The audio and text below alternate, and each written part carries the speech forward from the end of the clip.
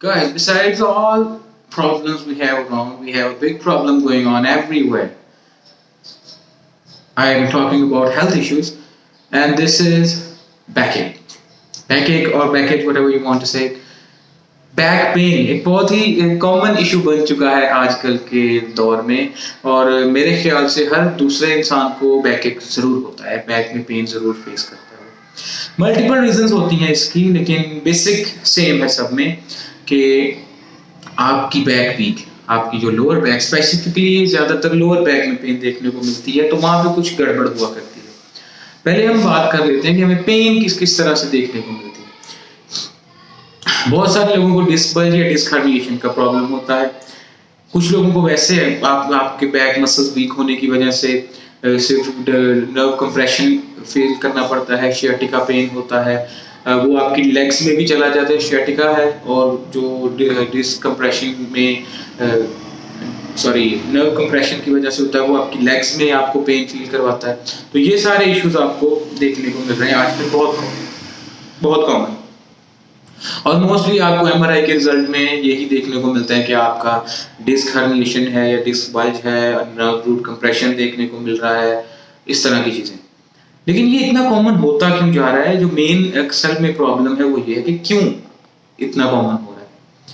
तो देखिए, अगर इसको ब्रेक डाउन करने की तो मेरे ख्याल से जरूरत ही नहीं है। There is only one basic cause, आपके लोअर बैक के मसल्स वीक हैं। अगर आप स्ट्रक्चर को देखें, हमारी रिब केज के बाद से लेकर हमारे पेल्विक रीजन तक दरमियान में एक स्पाइन के अलावा कोई हड्डी नहीं है।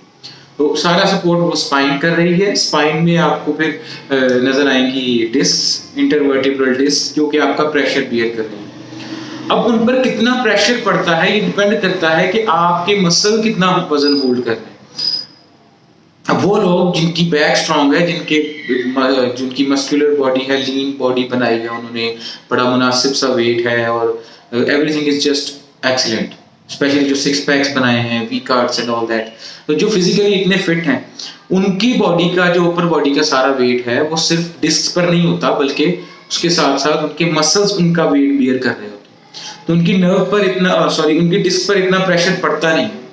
लेकिन जो हम जैसे आम लोग हैं जो इस चीज पर इतना फोकस नहीं करते, उनको ये प्रॉब्लम देखना पड़ता है कि उनकी बॉडी में अब मसल्स की कमी है, मसल्स इतने स्ट्रॉन्ग हैं ही नहीं, स्पेशली ये लोअर बैक के और ये एब्डोमिनल रीजन की मसल्स स्ट्रॉन्ग नहीं है।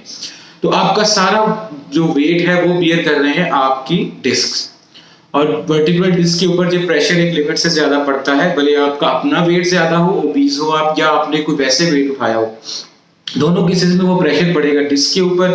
तो डिस्क का अगर आप स्ट्रक्चर देखें तो वो साइड में उसके हार्ड कवरिंग है, दरमियान में वो जेली लाइक स्ट्रक्चर है, सादा लफ्जों में समझाऊं तो जब वो प्रेस होती है तो एक जो बल्ज पड़ता है एक तरफ को प्रेस हो जाती है, और अगर वो प्रेशर ज्यादा बढ़े तो वहां से वो जो लिक्विड है, जो जेली लाइक स्ट्रक्चर है, वो लीक आउट हो जाता है, और वो लीक आउट होकर आपकी उसको लगता है नर्व को कंप्रेस करता है। तो बेसिक बात ये कि अगर आपके लोअर बैक के या एब्डोमिनल रीजन के मसल्स वीक हैं तो आपको बहुत ज्यादा चांसेस हैं बैक पेन होने के, डिस्क हर्निएशन के, डिस्क बल्ज के, नर्व कंप्रेशन के। तो इस सब को कवर करने के लिए एक ही सोल्यूशन फिर आपको नजर भी आएगा कि अपनी जो फिजिकल एक्टिविटी है वो इस तरह से रखें कि आपके मसल्स स्ट्रांग रहें।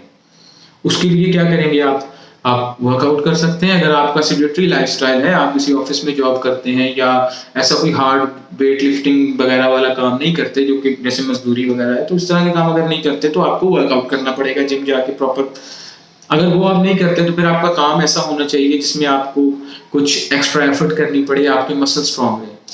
इन दी एंड रिजल्ट ये है कि आपके मसल स्ट्रांग होने चाहिए। उसके बाद जो एक मेजर चीज आपकी डिस्क को प्रॉब्लम में डालती है, ये दोनों चीजें कह लें कि कमोबिडिटीज हैं साथ साथ चलने वाली। अगर आपकी थाइज के और लेग्स के जो मसल्स हैं वो स्टिफ हो जाएं, उनमें फ्लेक्सिबिलिटी ना हो, लचक ना हो ज्यादा, आपके मसल बहुत कह लें कि अकड़ जाए, जिसको हम सादा लफ्जों में कहते हैं, तो आपको डिस्क प्रॉब्लम होने के चांसेस ज्यादा होते हैं।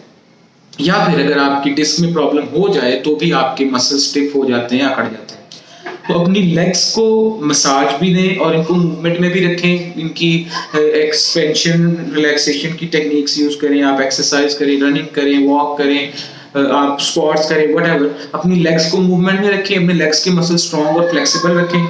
अपने एब्डोमिनल मसल्स को स्ट्रॉन्ग रखें, अपनी बैक मसल्स को स्ट्रॉन्ग रखें, तो फिर आपको इस चीज से बहुत हद तक सेफ्टी मिल जाएगी। आप देखेंगे कि गांव के लोग जो खेती बाड़ी वगैरह करते हैं, जो भी वाले काम करते हैं, उनको ये मसले ज्यादा नहीं होते, उनकी बैक पेन इतनी ज्यादा इशू नहीं आते। लेकिन जो लोग हम जैसे जो शहरों में रहने वाले लोग हैं, जिनके के लाइफस्टाइल ही इस तरह का कि उन्होंने कुछ करना ही नहीं है, I'm saying कुछ करना ही, क्योंकि the person who is sitting on a computer and doing something like this, he's not doing anything. His brain is working, his fingers are working, but his back, his abdominal, legs and all that, that's not working at all.